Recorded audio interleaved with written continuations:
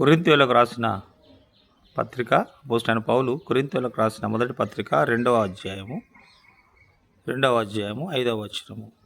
మీ విశ్వాసము మనుషుల జ్ఞానమును ఆధారము చేసుకొనక దేవుని శక్తిని ఆధారము చేసుకొని ఉండవలెను.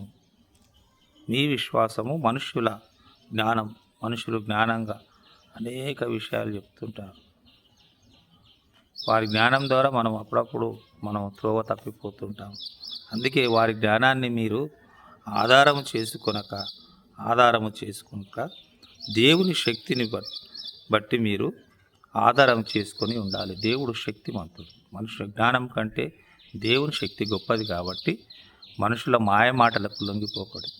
అనేక విధంగా వారి అవసరాల కొరకు, వారి యొక్క లాభాల కొరకు మిమ్మల్ని మోసం చేస్తుంటారు. మనుషులు వారు లాభం పొందడానికి మిమ్మల్ని అనేక రీతిలుగా మోసం చేస్తుంటారు. అటువంటి వారు సంఘంలో, సమాజంలో, మన చుట్టుప్రక్కల చాలామంది ఉంటారు. వాళ్ళ మాటలకు మీరు మోసపోకండి, వారి జ్ఞానానికి మీరు మోసపోకండి.